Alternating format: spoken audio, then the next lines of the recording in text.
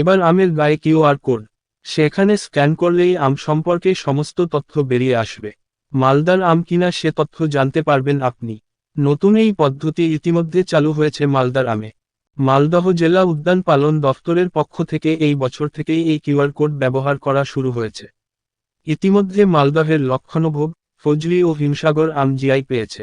এই 3 প্রজাতির আমে প্রথম কিউআর কোড ব্যবহার করা হচ্ছে। মালদহের রতুয়ার দেব নারায়ণ ঘোষ নামে এক আমচাষী প্রথম কিউআর কোড ব্যবহারে এগিয়ে এসেছেন। উদ্যান পালন দফতরের সহযোগিতা এই প্রথম তিনি 3টি প্রজাতির আমে এই কিউআর কোড ব্যবহার করছেন। দিল্লি আম মেলায় তিনি আম নিয়ে গিয়েছেন। সেখানে তার বাগানের আম কিউআর কোড ব্যবহার করে বিক্রি হচ্ছে। আগামীতে উদ্যান পালন দফতরের উদ্যোগে জেলার সমস্ত কৃষকদের আমে এই কিউআর কোড ব্যবহার করার পরিকল্পনা রয়েছে। এতে করে খুব সহজেই মালদহের আম চিনতে পারবেন সাধারণ ক্রেতারা।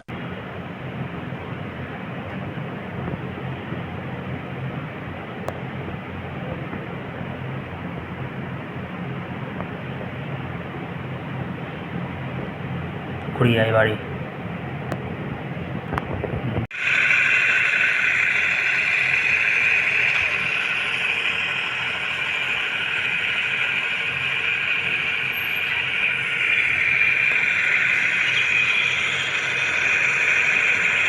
চেনার নতুন আধুনিক যে পদ্ধতি সেটাকে অবলম্বন করছেন আপনারা, কি এই আধুনিক পদ্ধতি এবং কিভাবে চেনা যাবে মালদার আম?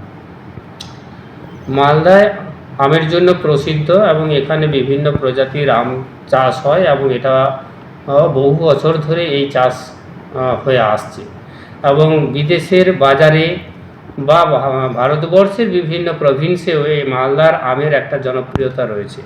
তো এটাকে বোঝার জন্য বেশ কিছু কৃষক এগিয়ে আসতে চেয়েছে যে আমরাও আধুনিক পদ্ধতিতে আমাদের কিউআর কোডের মাধ্যমে যদি এই আমটা বিভিন্ন প্রান্তে আমরা পাঠাতে পারি বা বাণিজ্যিকভাবে যদি আমরা পাঠাতে পারি, তাহলে কি হবে, মালদার এই সঠিক প্রজাতির আম কোন বাগান থেকে এটা হচ্ছে এবং সেই বাগানটা কিভাবে পরিচর্যা করেন, কিভাবে কাল্টিভেশন করেন, কি পদ্ধতি অবলম্বন করেন, কি ধরনের কোনো কেমিক্যালস ইউজ করেন কি না, সেটা কিন্তু ওই কিউআর কোডের মাধ্যমে যে কোনো প্রান্তের মানুষ কিন্তু জানতে পারবে।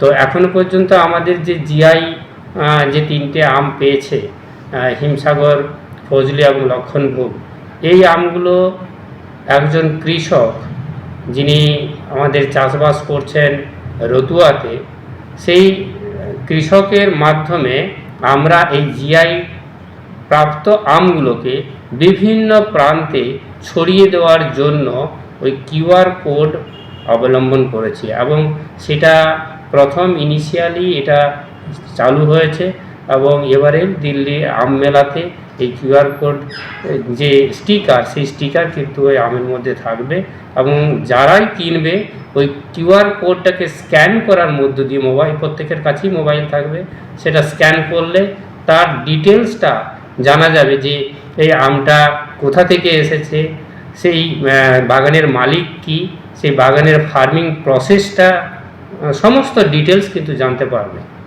তো এটাই একটা নতুন টেকনিক যেটা আমাদের ভারতবর্ষে আলফানসো বা এরকম আরও জনপ্রিয় যে সকল কমোডিটি বা ফ্রুট ক্রপস আছে যেগুলো কিউআর কোড অবলম্বন করে বিদেশের বাজারে যায়, সেটা কিন্তু আমাদের পশ্চিমবঙ্গে আমরা আমের ক্ষেত্রে এটা শুরু করলাম। এটা কি পশ্চিমবঙ্গে প্রথম?